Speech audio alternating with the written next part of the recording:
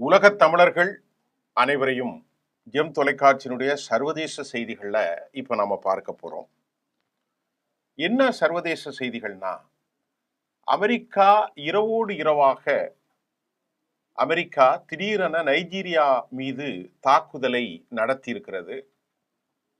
அதற்கான காரணம் பின்னணி என்ன? நைஜீரியாவில் கிறிஸ்தவ சமூக மக்களை கிறிஸ்தவத்தினுடைய அந்த சர்ச் காங்கிரிகேஷன் சென்டர் எல்லாம் குறிவைத்து இஸ்லாமிய IS தீவிரவாதி படுகொலை இயக்கம் மிக கடுமையான தாக்குதல் நடத்தி வந்த நிலையில அதற்கு பதிலடியாக இந்த தாக்குதல் அமெரிக்காவால் நடத்தப்பட்டிருப்பது இன்றைக்கு எல்லா பகுதிகளிலும் பெரும் பரபரப்பை ஏற்படுத்தியிருக்கிறது.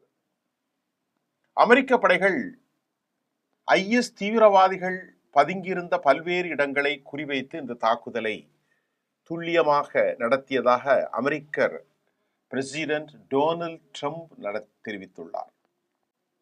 கடுமையான கோபம் சிரமுற்ற டொனால்ட் ட்ரம்ப், உலகின் எந்த பகுதியில் கிறிஸ்தவர்கள் தாக்கப்பட்டாலும், உலகில் எங்கு போர் ஆரம்பித்தாலும் அதை தடுப்பது எனது செயல் என்று கூறிய அமெரிக்க அதிபர் ட்ரம்ப், மத்திய கிழக்கு பதட்டம் தொடங்கி பல மோதல்களை நான் முடிவுக்கு கொண்டு வர முயன்றிருக்கிறேன், அதை செய்து கொண்டிருக்கிறேன் என்று அவர் தன்னை பற்றி சொல்லிவிட்டார்.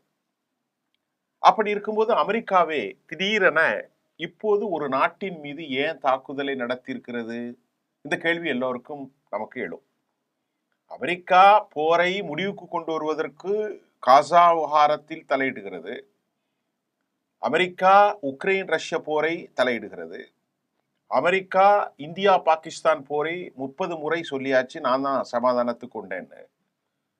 இப்படி அமெரிக்கா உலகின் சமாதான தேசமாக தன்னை அடையாளம் படுத்தி கொண்டிருக்கும் அமெரிக்காவுடைய பிரசிடென்ட் டொனால்ட் ட்ரம்ப் நைஜீரியா மீது அமெரிக்க படைகள் தாக்குதலை ஆரம்பித்துள்ளது ஏன்? இதற்கு பின்னணி என்ன? நைஜீரியாவில் வசிக்கும் கிறிஸ்தவ சமூக மக்கள், அவர்களை குறிவைத்துதான் IS பயங்கரவாதிகள், இவர்கள் ஃபண்டமெண்டலிஸ்ட் இஸ்லாமிக் கோர் அடிப்படை பயங்கரவாதிகள் மிக கடுமையான தாக்குதல்களை நடத்தி வருவதாக அமெரிக்கா தொடர்ந்து குற்றம் சாட்டி வந்தது. அந்த மோசமான தாக்குதலுக்கு பதிலடியாக அமெரிக்க படைகள் இப்போது மீண்டும் தாக்குதல்களை ஆரம்பித்துள்ளன. இந்த தாக்குதலை அமெரிக்க அதிபர் டொனால்ட் ட்ரம்ப் வெள்ளை மாளிகையில் உறுதி செய்தார். அவருடைய அந்த உறுதியின் பால் அவர் என்ன சொல்றார் அப்படின்னா, நைஜீரியாவில் உள்ள IS படைகளை குறிவைத்து வான்வெளி தாக்குதல்களை நடத்தியதாக தெரிவித்த அமெரிக்க அதிபர் டொனால்ட் ட்ரம்ப், வடமேற்கு நைஜீரியாவில் செயல்பட்டு வந்த IS பயங்கரவாதிகளை குறிவைத்துதான் தமது இராணுவம் இந்த தாக்குதலை நடத்தப்பட்டதாக ட்ரம்ப் கூறினார். அவர் மேலும் என்ன சொல்றார் அப்படின்னா, முப்படைகளின் தளபதியாக நான் தான் அமெரிக்காவுடைய 3, அதாவது கடற்படை, காலாட்படை, விமானப்படை, எனக்கு தான் பவர் இருக்கு அமெரிக்காவில். எனது உத்தரவின் கீழ் வடமேற்கு நைஜீரியாவில் உள்ள IS பயங்கரவாதிகளை நோக்கி சக்தி வாய்ந்த மிக தீவிரமான தாக்குதல்களை அமெரிக்கா தொடங்கியிருக்கு. இந்த பயங்கரவாதிகள் அங்குள்ள மக்கள், குறிப்பாக அப்பாவி கிறிஸ்தவர்களை குறிவைத்து கொலை செய்து வருகிறார்கள். அமெரிக்கா இந்த தாக்குதலின் மூலம் என்ன சொல்ல வருகிறது என்பதும் நாம் பார்ப்போம். அமெரிக்காவினுடைய தொடர் தாக்குதல்களின் மூலம் பல ஆண்டுகள், ஏன் பல நூற்றாண்டுகளில் இல்லாத அளவிற்கு வன்முறை உச்சத்தை எட்டியுள்ளது. எங்க? நைஜீரியாவில். இது தொடர்பாக நான் பலமுறை எச்சரித்தேன். பயங்கரவாத தாக்குதல்களை நடத்தும்படி, குறைக்கும்படி நான் மிக கடுமையாக எச்சரித்தும் வலியுறுத்தியும் இருந்தேன். இந்த IS பயங்கரவாதிகள் கிறிஸ்தவர்களை படுகொலை செய்வதை நிறுத்தவில்லை என்றார். அவர்கள் கடும் விளைவுகளை சந்திக்க நேரிடும் என ஏற்கனவே எச்சரித்தேன். எதையுமே கேட்கல. சோ அமெரிக்கா நேற்றிரவு தனது தாக்குதலை நைஜீரியாவின் மீது நடத்திவிட்டது. வேற வழி இல்லை அப்படின்ட்டு அமெரிக்க அதிபர் சொல்கிறார்.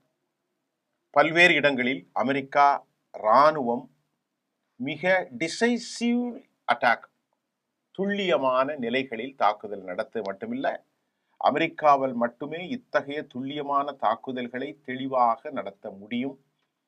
எனது தலைமையின் கீழ் அமெரிக்கா ஒருபோதும் தீவிர இஸ்லாமிய பயங்கரவாதத்தை அனுமதிக்காது. எல்லாம் இறைவனின் ஆசீர்வாதம் எப்போதும். அமெரிக்கா ஒரு பிளஸ்டு கண்ட்ரி. இறைவனின் ஆசீர்வாதம் எப்போதும் அமெரிக்காவுக்கு இருக்கும். இந்த தாக்குதலில் கொல்லப்பட்ட பயங்கரவாதிகள் உட்பட்ட அனைவருக்கும் கிறிஸ்துமஸ் தின வாழ்த்துக்கள் என அவர் தனது எக்ஸ் தளத்தில் பதிவிட்டிருக்கிறார். நைஜீரியாவில் பல ஆண்டுகளாக இஸ்லாமிக் இந்த குரூப் ஃபண்டமெண்டலிஸ்ட் ஐஎஸ் ஆதரவு பெற்ற பல தீவிரவாத வன்முறை மத வெறுப்பான குரூப்ஸ் பயங்கரவாதிகள் இருக்கிறார்கள். குறிப்பாக நைஜீரியாவினுடைய வடக்கு மற்றும் வடகிழக்கு பகுதிகளில் தான் இவர்களுடைய அச்சுறுத்தல் அதிகமாக இருக்கிறது. இதன் காரணமாக அமெரிக்கா சர்வதேச மத சுதந்திர சட்டத்தின் கீழ் நைஜீரியாவை மிகுந்த கவலைக்குரிய நாடாக அறிவித்திருக்கிறது.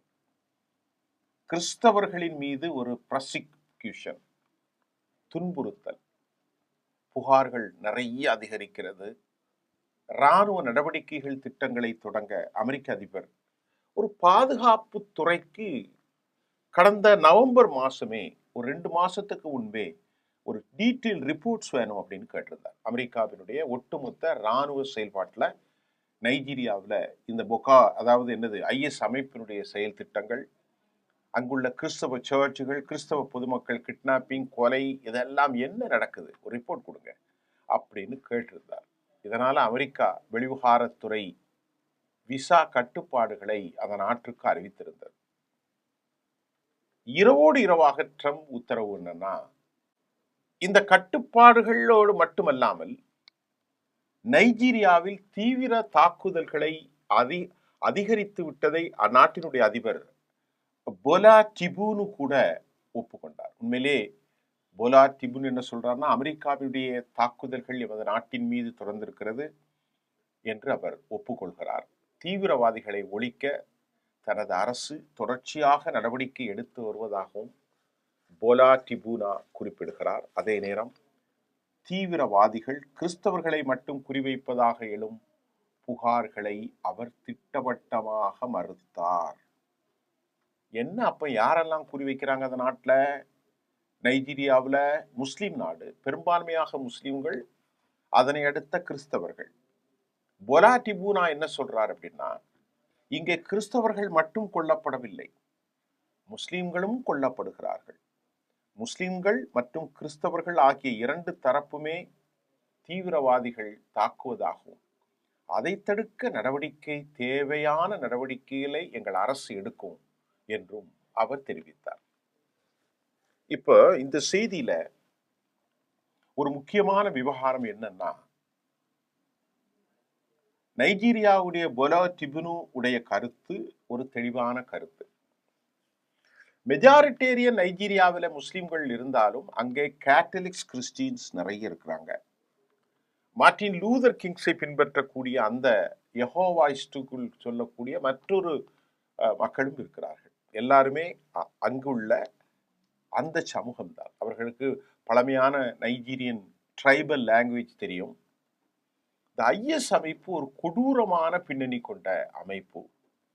அபூபக்கர் பாக்தாதி என்று சொல்லக்கூடிய இஸ்லாமிக் தீவிரவாத அவனுடைய அந்த மோசமான செயல்பாட்டில் சிரியாவிலே இது தொடங்கியது. சிரியாவில் ஏராளமான முஸ்லிம்களை இதே அமைப்பு கொண்டது. இந்த அமைப்பு ஈராக்கில் ஏராளமான முஸ்லிம்களை கொலை செய்தார்கள். இதே அமைப்பு இப்போ நைஜீரியாவில் கிறிஸ்தவர்களையும் முஸ்லிம்களையும் கொலை செய்கிறார்கள். இது ஆப்பிரிக்காவில் பெரும் மோசமான ஒரு செயல்பாடு. இந்த அபூபக்கர் பாக்தாதியை தாண்டி போகோ ஹராம் என்கின்ற 2005 ஆரம்பிக்கப்பட்ட மற்றொரு இயக்கம் ஆபத்தான இயக்கம். இவர்கள் இளம் பெண் பிள்ளைகளை கடத்துவதை தொழிலாக கொண்ட மோசமான ஒரு சித்தாந்தம் கொண்டவர்கள்தான் இந்த போகோ ஹராம். நாடு முழுவதும் இஸ்லாமிய சட்டத்தை கொண்டு வர வேண்டும் என இவர்கள் தீவிரமாக போராடி வருகிறார்கள். நாம மதவாதத்துக்கு எதிராக எதிர்க்கக்கூடிய இந்த செயல்பாடுகள் எந்த தேசத்தில் இருந்தாலும் அடிப்படைவாதிகளை கருவறுப்பது மிக மிக மிக மிக மிக மிக தேவையான ஒன்று. ஆனால் வெளிப்படைத்தன்மையோடு தான் அமெரிக்கா செயல்பட வேண்டும், செயல்படுகிறதா என்ற கேள்வியை நாம் முன்வைக்க கடமைப்பட்டிருக்கிறோம். இந்த IS அமைப்பை ஒழிப்பது மிகுந்த நன்மை பயக்கும். உலகம் முழுவதும் இஸ்லாமிய மதத்தின் பெயரால் தீவிர கடும் போக்கு செயல்பாடுகளையும் சட்டத்தையும் முன்னெடுக்கிற மன நோயாளி அபூபக்கர் பாக்தாதி போன்றவர்களும், பொகோ ஹராம் போன்ற ஆப்பிரிக்காவின் பல பகுதிகளில் சிறு பிள்ளைகளை எல்லாம் கடத்திக் கொள்வார்களும், பாகிஸ்தானிலே இருக்கும் தெஹ்ரீகே தாலிப் போன்ற அமைப்புகளும் இந்த மண்ணை விற்று என்றைக்கு ஒழிக்கப்படுகிறதோ அன்றுதான் ஆப்பிரிக்காவிலும் தென்கிழக்கு ஆசியாவிலும் மத்திய கிழக்கிலும் ஒரு அமைதி ஏற்படும் என்றால் அதில் எந்த சந்தேகமும் இல்லை. இன்றைக்கு ட்ரம்புடைய நடவடிக்கை பாராட்டப்பட வேண்டியது. ஆனால் அதற்குள் இருக்கும் சூட்சமும் உண்மைத்தன்மைகள், there should be transparency இருக்க வேண்டும் என உலகம் விரும்புகின்றது.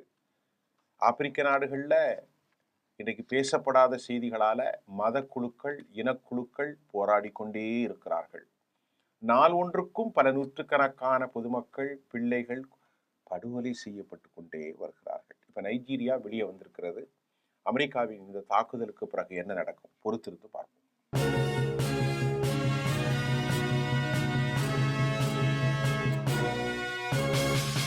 உடனுக்குடன் அப்டேட் தெரிந்து கொள்ள ஜெம் டிவி தமிழ் ஆப்பை இன்ஸ்டால் செய்யவும்.